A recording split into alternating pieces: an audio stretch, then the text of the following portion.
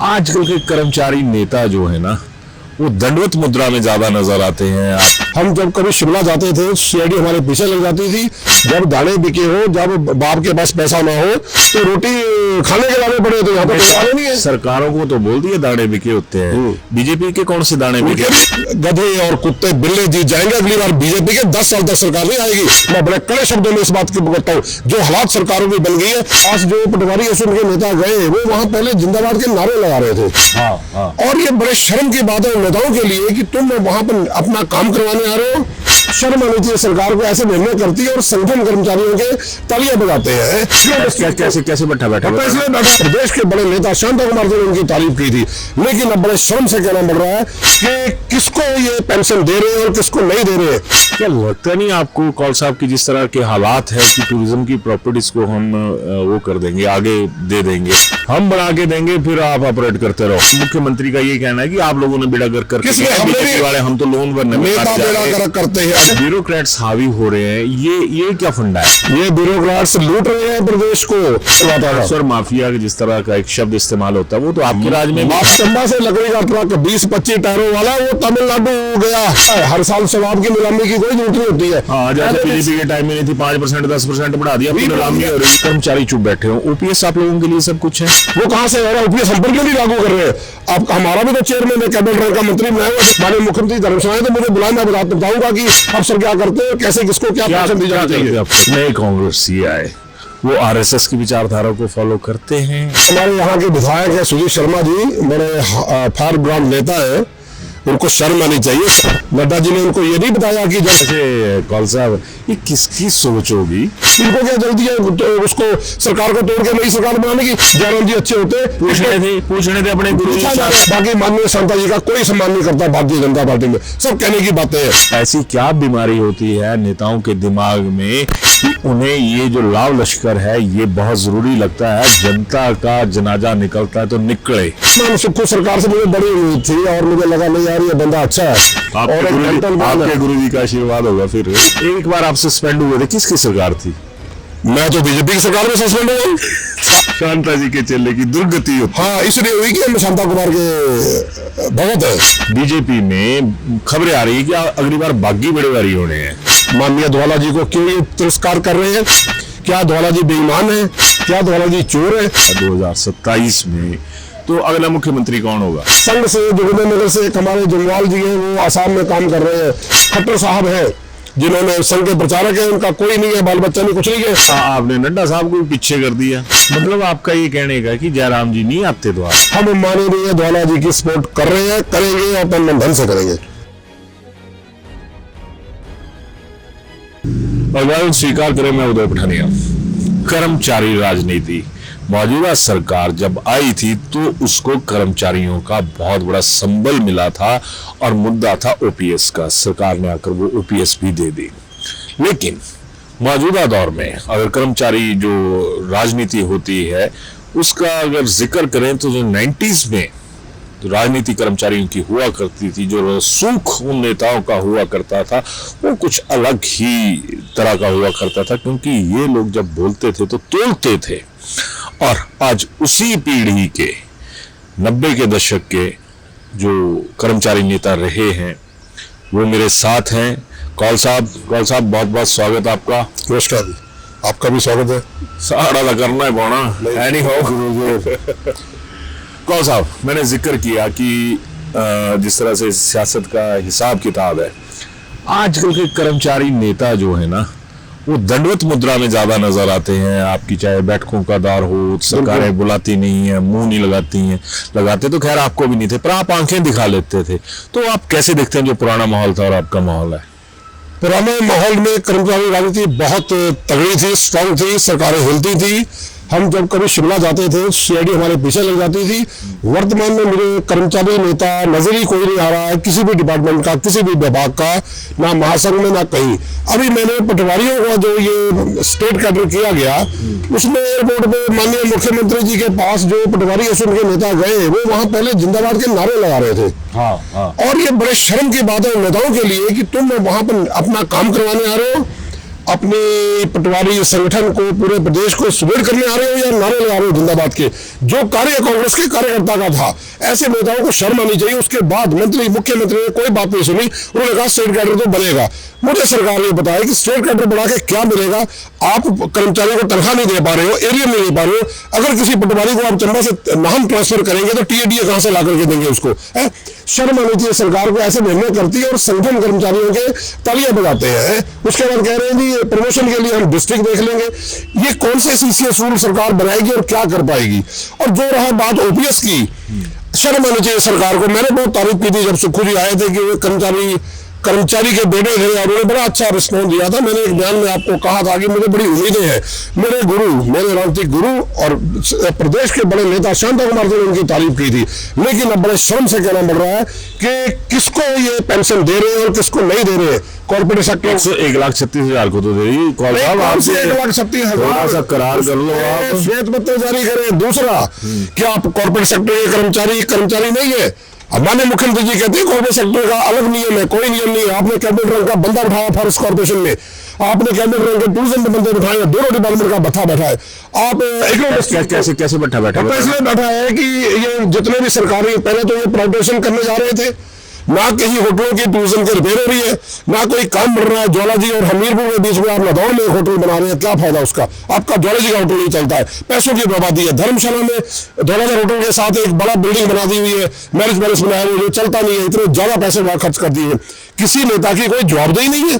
क्या लगता नहीं आपको कौल साहब की जिस तरह के हालात है कि टूरिज्म की प्रॉपर्टीज को हम वो कर देंगे, आगे दे देंगे, ये एक चाहे बीजेपी के नेता हो चाहे कांग्रेस के नेता हो, लगता नहीं है जैसे कि अपने लोगों को थोड़ा सा फायदा देने के लिए ये चीजें आ जाती हैं कि भैया हम बना के देंगे फिर आप ऑपरेट करते रहो।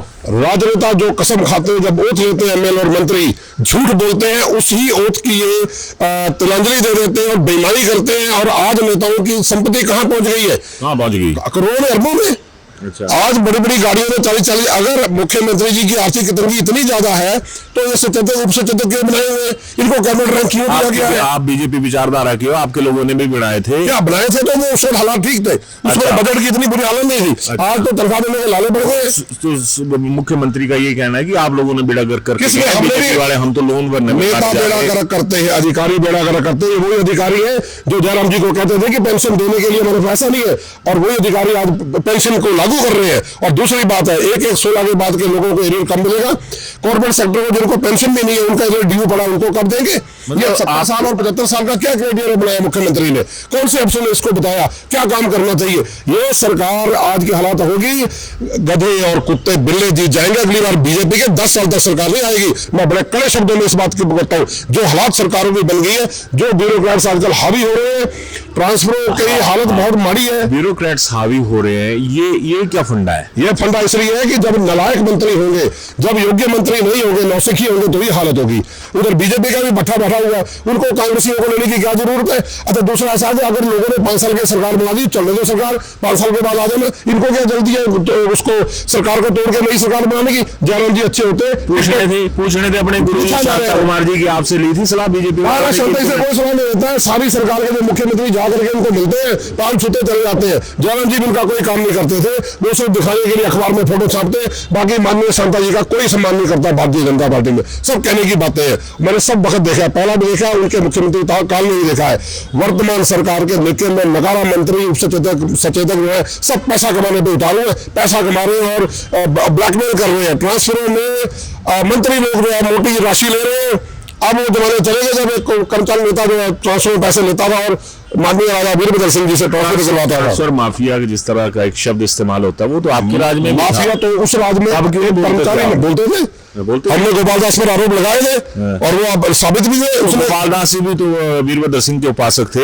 कौन से आपके विचारधारा थे? शांता कुमार जी के जमाने में कोई किसी की ट्रांसफर नहीं करवाई। हम ज्वाइंट काम करवाने जाते थे। जिंदगी में मैंने आज तक माननीय स्वर्गीय मेरे बड़े भाई किशन कुमार जी कभी किसी की ट्रांसफर को लेकर नहीं गए। हमने इलाके की बढ़ोतरी के लिए, डिपार्टमेंट के लिए क्या सही कार्य किया जाए वो सलाह दी है। मैंने कभी मैंने शांता कुमार जी किसी की कोई ट्रांसफर नहीं करवाई। कौन साहब, आप धड़ाधड़ आपने बोल दिया कि बीजेपी वालों ने ये कर दिया, बीजेपी वालों ने वो कर दिया। एक आपने और जिक्र किया ब्यूरोक्रेट्स का, है कोई ऐसा नजर में आपके? ब्यूरोक्रेट्स का इतना बुरा हाल है ये ब्यूरोक्रेट्स लूट रहे हैं प्रदेश को। हाँ, और भी अभी मुझे ध्यान नहीं रहा, मुझे जानकारी है कि ये तो एक अधिकारी के लिए चंबा से लकड़ी का ट्रक 20-25 टायरों वाला वो तमिलनाडु गया उसके घर को बनाने के लिए, या पता नहीं शॉपिंग मॉल क्या बना रहा है वो। इतनी अंधेर मची हुई है, ये हालत है इस वर्तमान सरकार की, कोई कंट्रोल नहीं है। ऐसे आरोप तो कौल साहब बीजेपी के टाइम में भी लगते थे। आम आदमी का सत्यानाश है या नहीं है? आम आदमी का जनता बेवकूफ बन रही है, जनता को बेवकूफ बनाया जा रहा है, बरगलाया जा रहा है, अनएम्प्लॉयमेंट बढ़ गई है, बेरोजगारी बढ़ गई है, आउटसोर्स में नेता मंत्री अपने विचारों को लगा रहे हैं, है ना। हमारे बच्चे पढ़ लिख के MSc B.Ed करके PhD करके घरों में बैठे हुए हैं, 5-5 हजार की नौकरियां कर रहे हैं। ये हालत बहुत माड़ी हो गई है हमारे प्रदेश की। और भ्रष्टाचार जो है वो व्यापक है बहुत बुरी तरह से। ठेकों में जो है वो धांधलियां हो रही है, अपनों को ठेके दिए जा रहे हैं। कौन से ठेके? शराब के ठेके? हर तरह के, हर तरह शराब के क्या है, हर साल शराब की नीलामी की कोई जरूरत नहीं होती है। हाँ, जैसे बीजेपी के टाइम में नहीं थी, 5% 10% बढ़ा दिया, नीलामी हो रही है ना। अब नीलामी बढ़ नहीं रहा है। तो MSP क्यों रखा गया, MRP क्यों नहीं रखा गया, ताकि ठेकेदार लूट मत रहे, MSP पे जो मर्जी शराब बेचे। अगर सरकार को इतना रेवेन्यू शराब से आता है, MRP रखना चाहिए ताकि जो कंज्यूम करता है विस्की या शराब या रम को, उसको भी तो फायदा हो ना। आप खून बदलो दूसरों जनता का, इसको MRP क्यों नहीं कर रहे हैं? बात तो सही है आपकी, अब ये टेक्निकल बिंदु है। खैर, आता हूं दूसरे मसले के ऊपर। आज की जो प्रदेश में जो कर्मचारियों की है, कर्मचारी चुप बैठे हो। OPS आप लोगों के लिए सब कुछ है? OPS तो मिलनी चाहिए, वो हमारा अधिकार है। जो 40 साल नौकरी करता है, मैंने 40 साल नौकरी की है फॉरेस्ट कॉर्पोरेशन से, मैं रजिस्टर रिटायर हुआ हूँ, हमें कोई पेंशन नहीं है। और हमारे जो ग्रेजुएटी लीव एनकैशमेंट के पैसे वो अभी सरकार ने रखे हुए हैं। सरकार को ये सोचना चाहिए था, जिनको हम पेंशन नहीं दे रहे उनको अपने पैसे तो दे दो। ये पता नहीं कौन से ब्यूरोक्रेट ने माननीय सुक्खू जी को बोला जी 75 साल वाले को दे दो, 70 को दे दो, तो बाकी मर जाएंगे क्या? वो कहां से आ रहा है? OPS हम पर क्यों नहीं लागू कर रहे हैं? आप हमारा भी तो चेयरमैन है, कैबिनेट रैंक का मंत्री बनाया हुआ, फिर कहते हैं जी कॉर्पोरेशन में रूल लागू नहीं होता, जाए पड़े CCS रूल तो मैं बढ़ा दूंगा। माननीय मुख्यमंत्री धर्मशाला तो मुझे बुलाए, मैं बताऊंगा कि अफसर क्या करते हैं, कैसे किसको क्या पेंशन दी जानी चाहिए। अफसर क्या करते हैं? अफसर भ्रष्टाचार घोटालेबाज अफसर गाड़ियों का दुरुपयोग करते हैं। आप कॉन्वेंट में चले जाइए, सुबह कम से कम 20 अफसरों की गाड़ियां बच्चों को छोड़ने जाएंगी। ये आज के संता जी के समय में बंद हुआ था, 2 दिन के लिए उन्होंने सरकारी गाड़ियां बंद की थी, करो बंद। और आप हेलीकॉप्टर का क्यों इस्तेमाल कर रहे हैं जब दौड़े दिखे हुए सरकार के? आप गाड़ी में रुक जाओ ना, सड़क में देखो ना, जब कहां सड़क टूटी है उसको रिपेयर करवाओ। अगर आपको दिल्ली जाना हो तो आप बाय कार भी जा सकते हैं, बड़ी अच्छी गाड़ियां हैं, नई गाड़ियां खरीदी हुई है, रेनोवेशन हो रही है, मंत्रियों के घरों की रेनोवेशन हो गई, दफ्तरों की रेनोवेशन हो गई। जब दाने बिके हो, जब बाप के पास पैसा ना हो तो रोटी खाने के लाने पड़े, तो यहाँ पर कोई वाले नहीं है। सरकारों को तो बोल दिए दाने बिके होते हैं, बीजेपी के कौन से दाने बिके? भी हाल है, अगर उन्होंने किया वो बिल्कुल वो भी दोषी है। अगर वो अच्छे होते तो सरकार बेचनी होती उनकी। इतना बड़ा वो डबल इंजन की सरकार कहते थे, माननीय मोदी जी की सरकार बहुत अच्छा काम कर रही है, तो क्यों नहीं जावर जी हमारे एरिया का पैसा लाए? क्यों नहीं 16 लोगों को बनाया? बेवकूफ बनाया उन्होंने। लास्ट में जो कॉलेज वगैरह ये खोल दिए गए बगैर मतलब के, वो सुक्खू सरकार ठीक कर रही है कि जहाँ 40 बच्चे बंद होने चाहिए। वो वैसे कौल साहब बुरा लगेगा आपको, लगता तो लगे, मैं ये पूछ रहा हूँ कि जो नए कांग्रेसी आए वो RSS की विचारधारा को फॉलो करते हैं, RSS के पास जाते हैं? मैं आपको एक वाक्य बताऊंगा। हमारे यहाँ के विधायक है सुजीत शर्मा जी, बड़े फार ब्रांड नेता है, उनको शर्म आनी चाहिए। संघ का हमारा पथ संचलन कार्यक्रम होता है, उसमें वर्तमान माननीय स्वर्गीय माननीय किशन कपूर जी हमारे पथ संचलन में वर्दी डाल के आते थे, संघ की वर्दी डाल के। लगता है हमारे बीजेपी के नेताओं ने, नड्डा जी ने उनको ये नहीं बताया कि जब संघ का कार्यक्रम हो तो बीजेपी के लीडरों को आना पड़ता है, और वहां पर जब कभी रात्रि भोज होता है, दिन का भोज होता है, प्लेट खुद धोनी पड़ती है। माननीय धूमल जी भी धोते थे, रजू भैया जी चमुंडा में आए थे तो शांता जी भी अपनी प्लेट खुद धोते थे, सारे प्रचारक हम लोग सब खुद वहां धोते हैं। इन्होंने तो संघ को भी पेट में लात मार दी है ये नेता। और इन कांग्रेसियों को लेकर क्या मिलेगा? बीजेपी हाई अफसर है इस वक्त, तो बीजेपी को अपने कैडर के लोगों को लेना चाहिए। मार तो दिए 9 बंदे, मार दिया, और क्या कैडर के लोगों को लेना चाहिए। आप कांग्रेसियों को क्यों ले रहे हो? हमारी पार्टी तो बहुत आगे है, कांग्रेस का तो भट्ठा बैठा हुआ है, उनके पास तो 2 सरकारें या 3 रह गई उसमें। आज भी कांग्रेसियों की जरूरत है। बड़े शर्म की बात है, बीजेपी कैडर के लोग कहाँ गए? वैसे कौल साहब ये किसकी सोच होगी? ये अब पैसों की सोच हो गई है जी। चाहे वो जोगिंदर नगर के बंदे हैं, वो राणा जी, उनके पास नोट ज्यादा थे तो गुलाब सिंह की टिकट कट गई। चंबा में वो नैयर हैं, उन्होंने वहां अपने पार्टी के लोगों की, एक रिटायर्ड एडिशनल चीफ सेक्रेटरी थे, उनकी टिकट काट दी। इसी तरह से धर्मशाला में भी टिकट काटी गई, और क्योंकि यहाँ पर वो आ गए, क्योंकि सुधीर शर्मा को बीजेपी की जरूरत नहीं थी, उन्हें मजबूरी में आए क्योंकि उनको मंत्री नहीं जाएगा। अगर उन्होंने अच्छे रिलेशन रखे होते सुक्खू से तो वो बनाता। अगर वो मंत्री बना तो बीजेपी में आ गया। मैं उसे कभी बीजेपी का आदमी नहीं मानता हूँ। और जो उसके कारनामे पहले मैंने एक बार पहले कहा था जो है वो कारनामे ठीक नहीं है। वो मोबाइल स्विच ऑफ मंत्री है और क्या डेवलपमेंट हो रही है। धर्मशाला में हॉस्पिटल के अंदर एमडी डॉक्टर नहीं है, नगरोटा में है, बिहार में है, शाहपुर में। क्या वो धरना नहीं दे सकता डॉक्टर के लिए? डॉक्टर की जरूरत सबको होती है। आज उधर अस्पताल के अंदर एमडी स्पेशलिस्ट डॉक्टर ही कोई नहीं है। शाहपुर में जरूरत है, केरोसिन भरी हवा ले गया, बड़ी अच्छी लेडी डॉक्टर थी यहाँ पे। इसी तरह रोटा चले गए, धर्मशाला को बंद कर दो, फिर क्या कर देंगे रखा विधानसभा सुविधा नहीं कैसे बंद कर दो? किसको मत कोई राजधानी नाम के राजा नहीं है। कितने सीएम आते हैं यहाँ पे, सुपुरी कितने का धर्मशाला है, वो तो आते नहीं है। वो तो शाहपुर जाते हैं, ग्वालियर जाते हैं, और जाते हैं पालपुर जाते हैं। और कैबिनेट रैंक के ये मंत्री काय को बनाए हुए हैं जब आपके दाने बिके हुए? कितना खर्चा होता है दो गाड़ियों का, तीन गाड़ियों का। अफसर को दौड़ना पड़ता है, पुलिस की नाकेबंदी करनी पड़ती है, अलग से फीट लगी होती है। ऐसा है ना कौल साहब, ये जो बात तो आपकी सही है कि मंत्रियों के साथ पायलट भाग रही, इवन देन कुछ वैसे भी ले जाते हैं, है ना। बिल्कुल। तो मेरे को एक बात बताओ, आप हमेशा आपके हाई लेवल के नेताओं के साथ उठना बैठना रहा है, ऐसी क्या बीमारी होती है नेताओं के दिमाग में कि उन्हें ये जो लाव लश्कर है ये बहुत जरूरी लगता है? जनता का जनाजा निकलता है तो निकले, ईमानदारी से जवाब देना। यहाँ पर ऐसा है, देखिए ये तो पिछले टाइम से हुआ, जयराम जी के टाइम से, जब से मंत्री को एस्कॉर्ट दी गई। अदरवाइज हमारे यहाँ शरीफ लोग हैं, हमारा समाज बहुत शरीफ है। हमारे यहाँ गुंडागर्दी बहुत निम्न स्तर की है, कोई ज्यादा नहीं है। हमारे कैबिनेट मिनिस्टरों को बॉडीगार्ड दिए जाते हैं, साथ में उनका एक स्टाफ की गाड़ी होती है। एस्कॉर्ट देने की जरूरत क्या है? इसको एस्कॉर्ट की कोई जरूरत नहीं, ये भी एक बेकार मतलब का खर्चा है नहीं। अब मुख्यमंत्री जी आल्टो में बजट पेश करने गए और खुद बड़े दावे से कहते हैं कि वापसी में उनकी गाड़ी में आओ। भाई क्यों आए? उससे क्या फायदा हुआ जनता को? इनकी दाल घालमिल की दाल बन जाती है। वर्तमान सुखू सरकार से मुझे बड़ी उम्मीद थी और मुझे लगा नहीं यार ये बंदा अच्छा है। आपके गुरुजी का आशीर्वाद होगा। फिर गुरुजी ने अपने उससे मैं नहीं कह सकता, वो बड़े उच्च स्तर के नेता है। गुरुजी ने जो सोचा होगा वो अपने हिसाब से जवाब दिया होगा, लेकिन मैं तो भुगत भोगी, मुझे तो एरिया चाहिए ना जी। राज्य वन विकास निगम में आपने कैबिनेट स्तर का बंदा दिया हुआ है, क्या वो डिपार्टमेंट का या विभाग का हिस्सा नहीं है? एक बार आप हमारे एरिया क्यों नहीं दे रहे हैं? एक बार आप सस्पेंड हुए थे, किसकी सरकार थी? मैं तो बीजेपी की सरकार में सस्पेंड हुआ। कांग्रेस की सरकार में ट्रांसफर होता, भांगी गया, निर्वा गया, चौपाल गया, ब्रह्मौर गया। मेरी ट्रांसफर होती थी, जब होती थी कभी रुकती नहीं थी। हमें झूठे केस में फंसाया गया, एक केस में बरी हो गए, दूसरा 15 साल से भुगत रहे हमने। आज 15 साल हो गए। शांता जी के चेले की दुर्गति होती। हाँ, इसलिए हुई कि हम शांता कुमार के भगत है और उनका आशीर्वाद नहीं रहा आपके ऊपर। बीजेपी के वक्त नहीं रहा कि सस्पेंड करो कॉल को। केंद्र से इवन नड्डा जी ने मेरे लिए बात की थी, विश्वकाश शास्त्री जी माननीय गवर्नर थे, उन्होंने पेट्रोल में कहा था है ना जी दोहल जी को कि नहीं ये अपना आदमी है, संघ का आदमी है, स्वयं से इसका काम करिए। नहीं किया उन्होंने, क्योंकि हमने हाथ नहीं जोड़े। और एक बार एक हमारी परिसंघ के साथ मीटिंग हुई थी चीफ सेक्रेटरी की, जब हमने अंदर उनको दबकाया कि क्योंकि हम नहीं चाहते थे कि बैकडोर से उनसे समझौता कर ले, हमने कुछ मुद्दों पर बात की और जब हमने मुद्दे रखे तो चीफ सेक्रेटरी साहब शायद गोस्वामी जी थे, उठ के चले गए। कहते जी जी किसको बुला लिया हम लोगों को, ये तो खड़े बढ़ जा रहे हैं, बोल रहे दोगे क्या आप आज इस मीटिंग में? दोबारा दुगल जी ने हमारी मीटिंग नहीं कराई।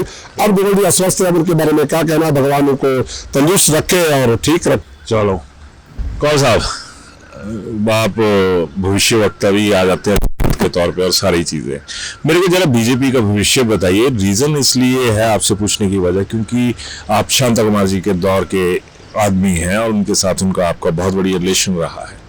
इन दिनों बीजेपी में खबरें आ रही है कि अगली बार बागी बड़ेवारी होने हैं। आपके तो बिल्कुल ठीक है, आपने मेरी दुखती रख पर हाथ रख दिया।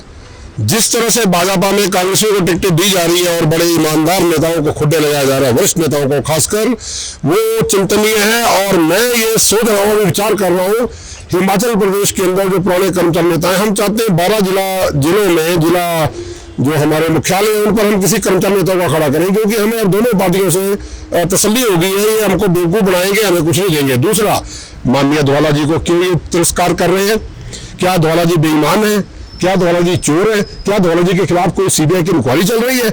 इन्होंने तो जो भ्रष्ट लोग हैं उनको पार्टी में जोड़ा हुआ, नोटों वालों को। धवाला जी का इतना तिरस्कार किया। धवाला जी का मैं वो बहुत जानता हूँ। रात को 2:30 बजे शांता जी के होटल में सुखराम जी भी आए थे, शांता जी भी थे, धवाला जी को बुलाया गया था और धवाला जी नहीं बनना चाहते थे मंत्री, लेकिन उनको जबरदस्ती उठा के ले आया गया। उन्होंने कांग्रेस मंत्री के बनने के बाद वो चौपाल में रहे, उनके सारे मेल बडियाल होते थे, आज वो स्वर्ग में है। उसके बाद वो आए, शांता जी के आदेश पर सरकार बनाई गई। धूमल जी की सरकार बनते ही सबसे पहला तिरस्कार शांता जी का किया गया और शांता जी ने ये सरकार बनवाई थी। और आज उस डोवाला जी का क्या असर कर रहे हैं, इनको शर्म आनी चाहिए। जिस आदमी ने अपना जीवन लगा दिया इस पार्टी के लिए, ईमानदारी से काम किया, आईपीएच में वो थे, फोटो सुनाई भी उनके पास महकमा रहा, उस ईमानदार आदमी को तिरस्कार कर रहे हैं। वो तो काल में हो गया था जब इनको मंत्री नहीं बनाया था पुरानी सरकार। और दूसरा रविंद्रनाथ शोकर जी, फिर राजाराम शास्त्री जी, फिर सुरेश चंदेल जी, पुराने लोगों को ये खुड्डे लगा रहे हैं, अच्छा नहीं होगा। भविष्य क्या अब अगला मुख्यमंत्री मान लो कि बीजेपी की सरकार आती है 2027 में, तो अगला मुख्यमंत्री कौन होगा? देखो जी, मैं तो समझता हूँ कि एक संघ से जोगिंदरनगर से एक हमारे जंगवाल जी हैं, वो आसाम में काम कर रहे हैं। पार्टी का नेतृत्व तो उनको देना चाहिए, बड़े योग्य है। आसाम में, अरुणाचल में, उस जगह उन्होंने पार्टी का काफी जनाधार बढ़ाया और वो योग्य है, संघ का बैकग्राउंड रखते हैं। उनको यहाँ पर मुख्यमंत्री बनाना चाहिए। अदरवाइज ये तो फिर मंडी की सरकार हो जाएगी, या मीरपुर की हो जाएगी, या कुल्लू की कहीं और की हो जाएगी। एक जैसे हमारे खट्टर साहब है, जिन्होंने संघ के प्रचारक है, उनका कोई नहीं है, बाल बच्चा नहीं, कुछ नहीं है, उन्होंने अपना कल सब प्रधानमंत्री कोष में दे दिया। इसी तरह से जंगवाल जी को यहाँ का मुख्यमंत्री बनाया जाए। आपने नड्डा साहब को पीछे कर दिया। नड्डा साहब बड़े ऊंचे कद के लेता है, उनको पार्टी की जरूरत है, वो दिल्ली में है, मुझे लगता नहीं उनके लिए मुख्यमंत्री पद छोटा होगा। बाकी पार्टी डिसाइड करेगी, मुझे तो कोई पूछेगा नहीं। मतलब आपका ये कहने का कि जयराम जी नहीं आपके द्वारा? नहीं, मुझे लगता नहीं है जयराम जी नहीं। अब बीजेपी ये भूल जाएगी, सुखों की गलती और उनकी सरकार आ जाएगी। लोकल पार्टी हमारी लोकल जन क्रांति पार्टी है, माननीय सुभाष जी उसके अध्यक्ष रहे। हमने कर्मचारियों का काफी वर्ग से जोड़ा हुआ है, और ऐसा नहीं कि अगर हम 12 जिला मुख्यालय पे अपने कैंडिडेट खड़े कर दें तो बीजेपी को लेने के देने पड़ जाएंगे, और बाकी जो बीजेपी खड़े होंगे उनकी सपोर्ट करेंगे। हम माननीय ज्वाला जी की सपोर्ट कर रहे हैं, करेंगे और तन मन धन से करेंगे। चलिए, बड़ी बड़ी मेहरबानी कौल साहब आपकी कि आज आपने कॉल करार होता है तो बीजेपी का करार जो है उसको छीनने में कोई कमी नहीं रखी। ये मेरे विचार है, लोकतंत्र में विचारों को बयान करने का पूरा अधिकार है, और मैं नौकरी में था तब भी करता रहा और भुगतता रहा, ट्रांसफर होती रही, जेल में अंदर होता रहा, जमानत होती रही, बरी होता रहा। चलो, धन्यवाद। भविष्य के लिए सुखद कामनाएं। तो ये थे कौल साहब, और जब मैंने कहा था कि फायर ब्रांड लीडरशिप आज की डेट में कोई कर्मचारी नेता ऐसा बोलते हुए सुना है जो बराबर तोले। अब जो वजन था वो कैसा था, आप जरूर बताइएगा। धन्यवाद। कॉस्ट से भी कम मेकिंग चार्जेस लेना ही सब कुछ नहीं होता। ज्वेलरी खरीदते समय ये भी जरूर ध्यान रखिए कि आप किससे खरीद रहे हैं, क्या वो ब्रांड ट्रस्टेड है और आपके पैसे की कदर करता है। जी हाँ, भूषण ज्वेलर्स है हजारों लोगों का विश्वास और मोस्ट ट्रस्टेड ज्वेलरी ब्रांड, जहां आपको मेकिंग चार्जेस पर छूट के साथ सोने की गुणवत्ता और उम्र भर का विश्वास भी मिलता है, क्योंकि भूषण ज्वेलर्स है ए बॉन्ड ऑफ ट्रस्ट।